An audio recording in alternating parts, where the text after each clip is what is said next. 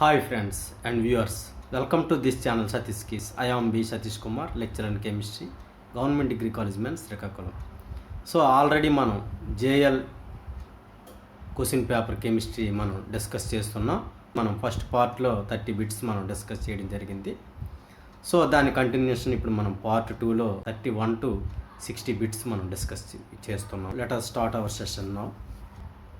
31 bit మనం చూస్తే the critical temperature for H2 is. So the critical temperature of H2 ఎంత ఉంటుందంటే -240°C ఉంటుంది. సో రైట్ ఆన్సర్ ఏమవుతుంది? -240°C. ఇకపోతే నెక్స్ట్ బిట్ మనం చూస్తాం 32 question. The constant A in van der Waals equation of state is maximum in. So the van der Waals constant intermolecular forces A and B values మనం చూస్తే ఇక్కడ constant van der Waals constant A value దేనికి ఎక్కువగా ఉంటుందన్నాం. So the values మనం చూస్తే so మనకు అమ్మోనియాకు ఎక్కువ value ఉంటుంది, అరౌండ్ 4 వరకు ఉంటుంది. సో ఏ వాల్యూ, సో ఈ ఏ వాల్యూ ఎక్కువ ఉంటే అవే మనకి ఈజీగా లిక్విఫై చేయొచ్చు ఆ గ్యాసెస్ని. సో ఈ కంపేరిటివ్గా ఈ గ్యాసెస్ అన్నిటితో పోల్చుకుంటే ఈజీ లిక్విఫైడ్ గ్యాస్ ఏదంటే NH3. సులువుగా మనం ద్రవీకరణం చేయొచ్చు NH3 వాయువుని. సో ఏ వాల్యూ ఎక్కువ ఉంటే మనం ఆ విధంగా చేయొచ్చు. సో అలా అడిగినా కూడా మనం ఆన్సర్ అమ్మోనియా అవుతుంది. So answer is ammonia, NH3. So నెక్స్ట్ది 33 బిట్ చూద్దాం. In the reaction A gives rise to B if the concentration of A is increased by 4 times and the rate of reaction becomes double, the order of the reaction is అన్నాడు. A gives rise to B రియాక్షన్కి మనం rate of reaction చూస్తే R is equal to K into concentration of A power n అని రాస్తాం.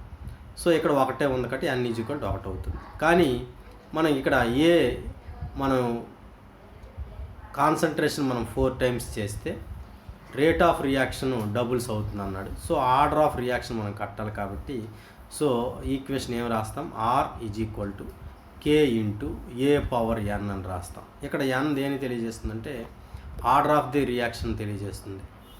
ఇక్కడ దీన్నే మనం find out చేయాలి. సో మనం ఇక్కడ ఆర్డర్ రేట్ ఎంత ఇచ్చాడు, రేట్ ఎంత అంటే 2 times, rate 2 times is equal to 2 is equal to. So మనం ఇంకేం రాస్తాం? ఇక్కడ ఎన్ని టైమ్స్ పెరిగాయి? 4 times, 4 పవర్ n అవుతుంది. సో రాసినప్పుడు ఏమవుతుంది? 2 is equal to 4 power n. 4 power n మనం ఎలా రాయొచ్చు? 2 పవర్ 2n అని రాయొచ్చు. సో ఇటు పక్క 2 ఉంది. సో ఈ 2 power 1 is equal to 2 power 2n.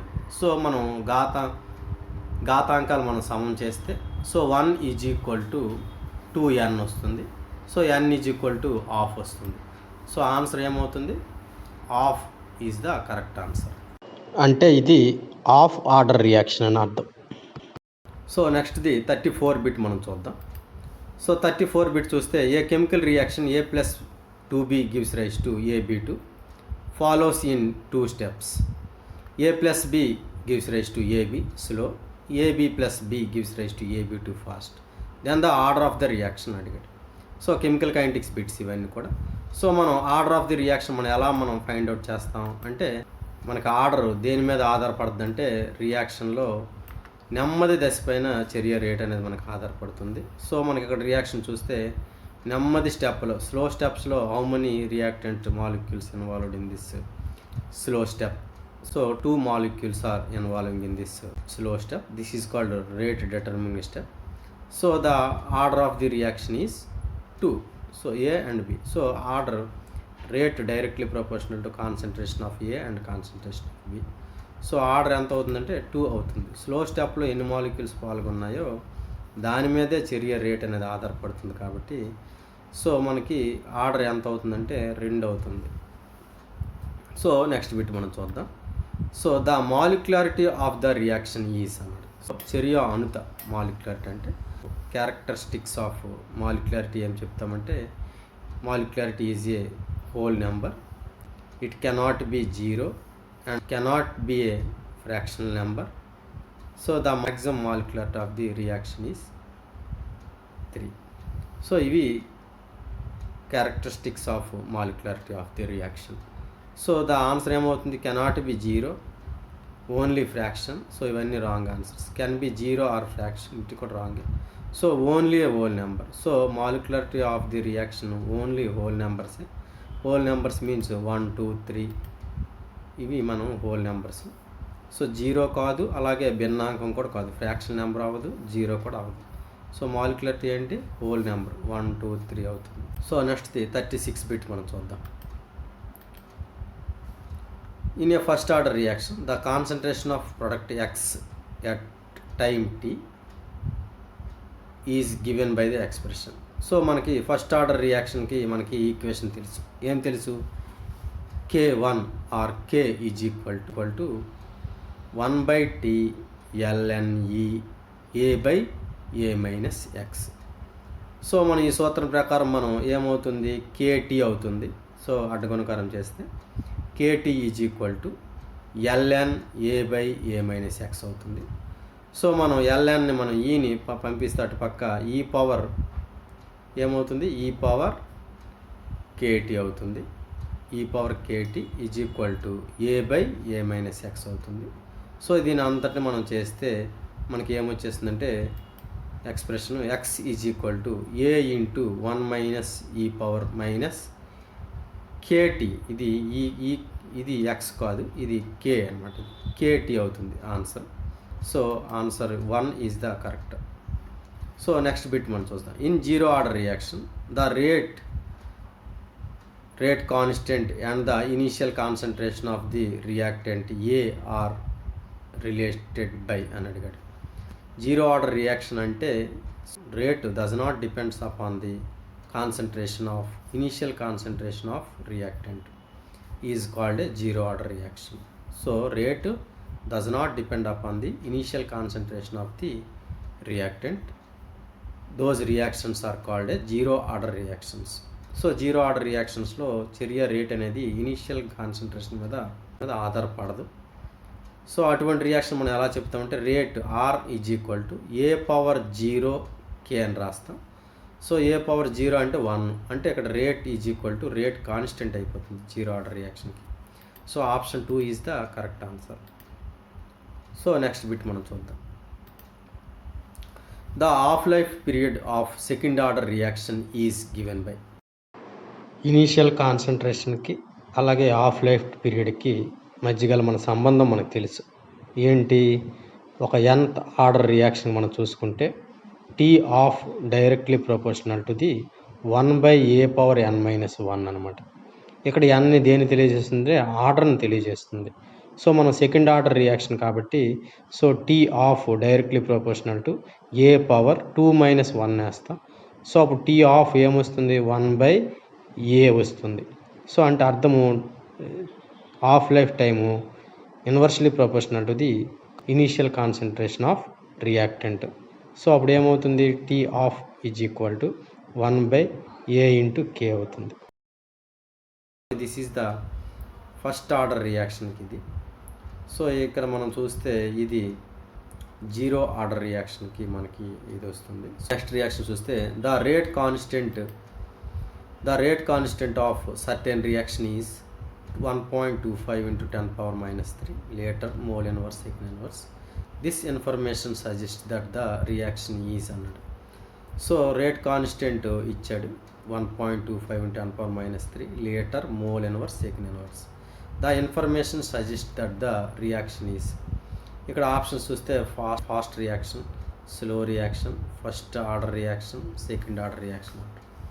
So మనం ఇక్కడ రేట్ కాన్స్టెంట్ మనం పరిశీలిస్తే యూనిట్స్ చూస్తే litre mole inverse second inverse కాబట్టి ఇవి సెకండ్ ఆర్డర్కి సంబంధించినటువంటి రేట్ కాన్స్టెంట్ వాల్యూ ఇది. సో ఇది ఏమవుతుందంటే it is a second order reaction. So correct statement ఏంటి? ఇందులో ఈ వాల్యూ దేన్ని సజెస్ట్ చేస్తుందంటే it is a second order reaction అని సజెస్ట్ చేస్తుంది. So option 4 is the correct. So 40 bit చూద్దాం. The activation energy of reaction is. Options ఏమి ఇచ్చారు? The energy of activated complex, the energy difference between the reactant and product, the energy difference between the activated complex and product, the energy difference between the activated complex and reactant. So ఇక్కడ మనం options చూస్తే activation energy మనం ఎలా calculate చేస్తామంటే మనకి difference between the activated complex and reactant మనం చెప్తాం forward రియాక్షన్స్కి. So option 4 is the correct. అదే బ్యాక్వర్డ్ రియాక్షన్ కనుకోండి, so activated complex energy difference between the activated complex and product ఏమో బ్యాక్వర్డ్ రియాక్షన్కి. సో ఇది మనకి ఫార్వర్డ్ రియాక్షన్కి అయితే energy difference between the activated complex and reactant అంటాం. అలా కాకుండా threshold energy minus reactant average energy కూడా మనం is equal to activation energy అవుతుంది. So option 4 is the correct. When pressure is applied to the equilibrium system ice to water which of the following phenomenon will happens అని వచ్చాడు. So more ice will be form, water will evaporate, more water will be form, equilibrium will not be form.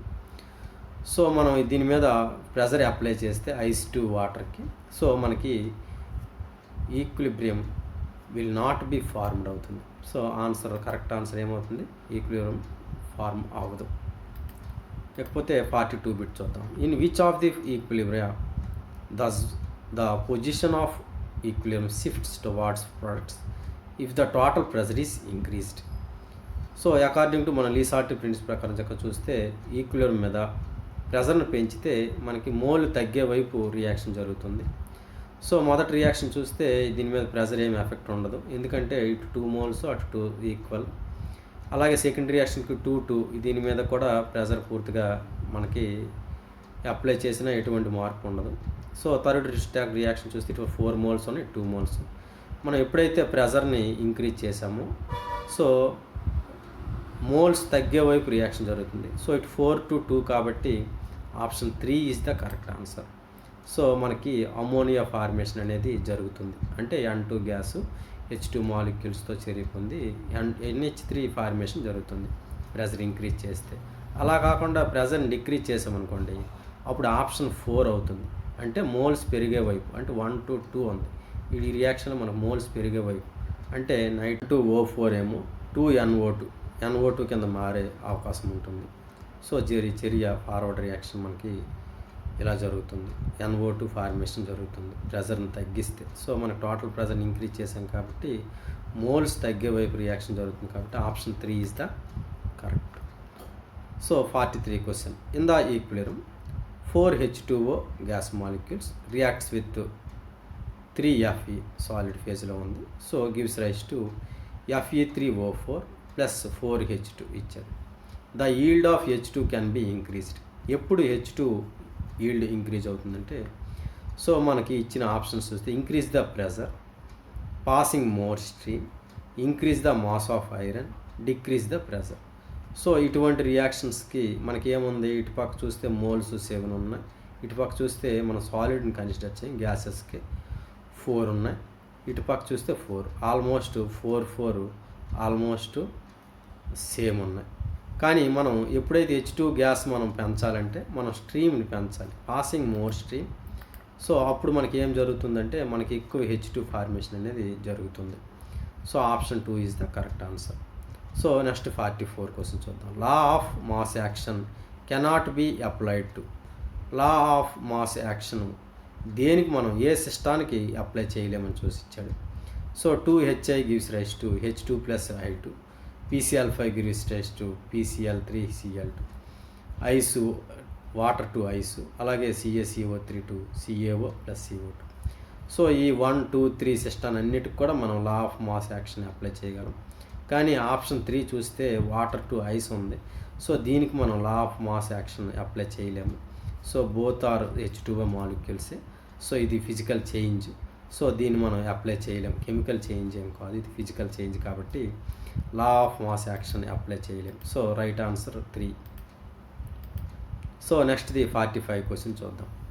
According to first law of thermodynamics, first law of thermodynamics ప్రకారం మనకు సూత్రం ఒకటి ఉంది, AT∆E is equal to Q minus W. So right answer, simple question ఇది. So ఏమవుతుంది, ∆E is equal to Q minus W. ఇక్కడ DE అంటే internal energy, Q అంటే హీట్, W అంటే వర్క్. సో నెక్స్ట్ బిట్ చూద్దాం. According to Kirchhoff equation the following factor affects the heat of reaction. Kirchhoff equation దేన్ని affect చేస్తుంది అంటే మనకి దేని మీద ఆధారపడుతుంది, ఏ ఫాలోయింగ్ ఫ్యాక్టర్ అంటే సో మనకి టెంపరేచర్, ఇది టెంపరేచర్ మీద ఆధారపడి జరిగే చర్య ఇది ఈక్వేషన్. సో ఆన్సర్ ఏమవుతుంది, temperature is the correct answer. So next question, the reaction between delta E and delta H. So the reaction between delta, so the relation, reaction కాదు, so the relation between delta E and delta H is. So దాని relation ఉంది మనకి, delta H is equal to, అంటే enthalpy is equal to internal energy plus PDV అంటాం. So delta H is equal to delta E plus PDV, P delta V. So right answer అది అవుతుంది అనమాట. So అది మనకి simple equation, simple formula ఇది. So next 48 bits చూద్దాం. For the reaction N2 + 3H2 gives rise to 2NH3 delta H is equal to అడిగాడు. So మనకి delta H is equal to ఏంటి సూత్రం ఉందంటే delta E plus delta NRT అంటాం. So delta H మనం ఇందాక చూసాం, delta H is equal to delta E plus PdV అని రాసాం, డెల్టా వి అని.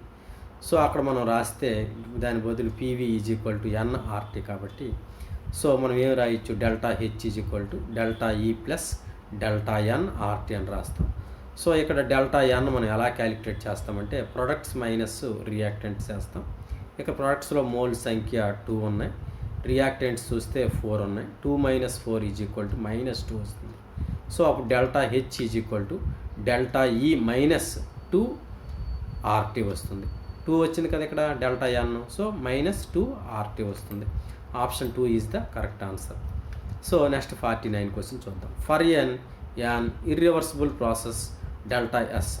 ఇర్రివర్సిబుల్ ప్రాసెస్లో డెల్టా ఎస్ ఏమవుతుంది, డెల్టా ఎస్ గ్రేటర్ దాన్ 0 అవుతుంది. అలా కాకుండా ఫ్రీ ఎనర్జీ, యాంథాల్పీ ఏవైనా మనకి డెల్టా ఈ లెస్ దాన్ 0 అవుతుంది ఇర్రివర్సిబుల్ ప్రాసెస్కి. కానీ డెల్టా ఎస్ మాత్రం, ఎంట్రోపీ మాత్రం గ్రేటర్ దాన్ 0 అవుతుంది. So option 3 is the correct answer. Next 50 bit చూద్దాం.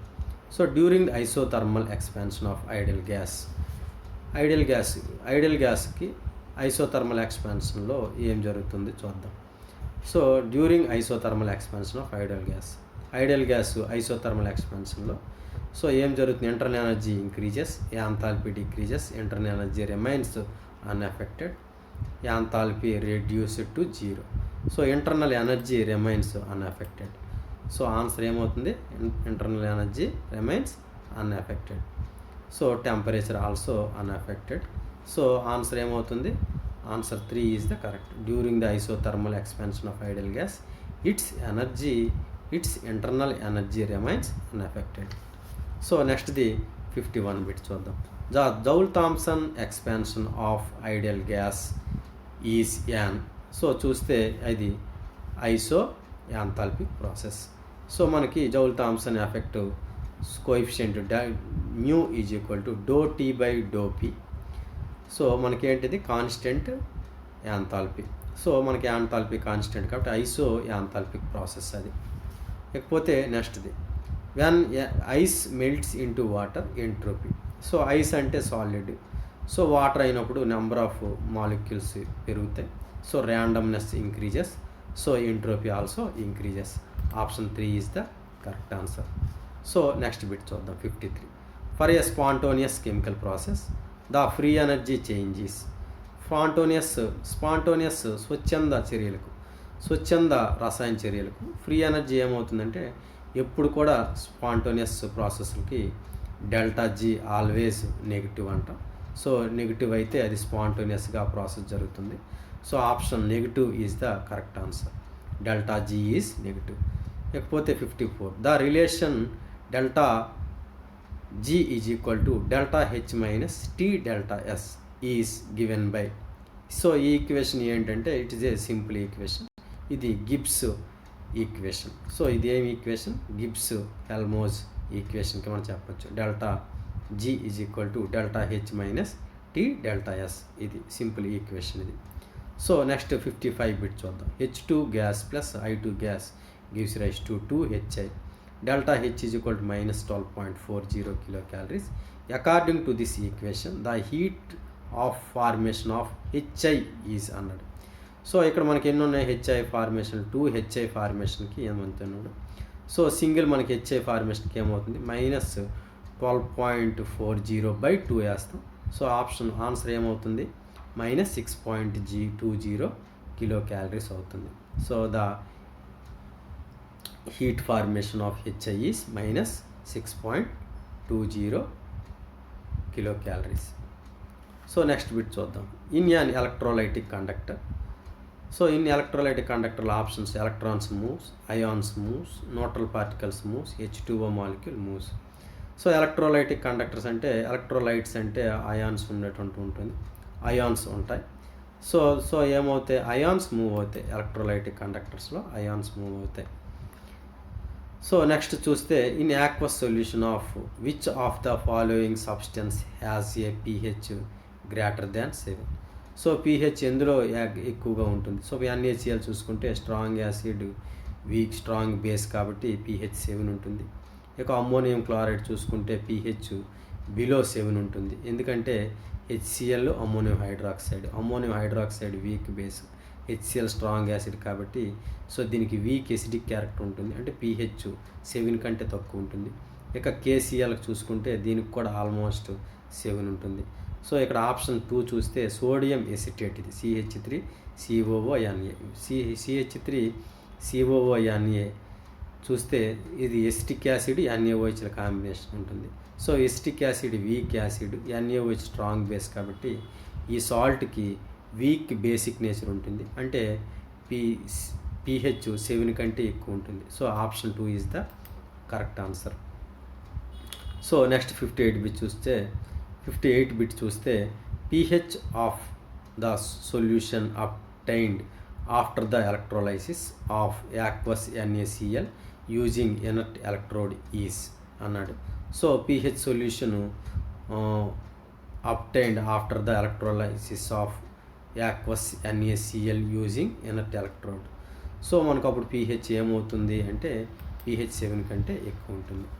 సో నెక్స్ట్ బిట్ చూస్తే in potentiometric acid base titration the potential of following electrode changes.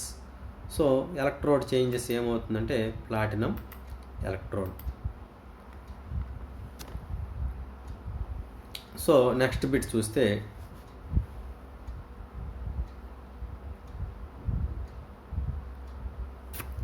60 bits చూస్తున్నాం. Last bit Debye Huckel Onsager equation is applicable to. So Debye Huckel Onsager equation దేనికంటే strong ఎలక్ట్రోలైట్స్కి మనం ఈ equation ఉపయోగపడుతుంది, apply అవుతుంది. So right answer is strong electrolytes. So ఇది ఎలక్ట్రోకెమిస్ట్రీలో మనకి ఇంపార్టెంట్ రెగ్యులర్గా అడిగే బిట్ ఇది. సో థ్యాంక్ యూ స్టూడెంట్స్, మీకు ఇవన్నీ బిట్స్ అన్నీ కూడా అర్థమైందని భావిస్తున్నాను. సో మనం పార్ట్ 3లో కలుద్దాం మళ్ళీ. సో 61 to 90 బిట్స్ మనం డిస్కస్ చేసే ప్రయత్నం చేద్దాం. అంతవరకు సెలవు. Thank you one and all.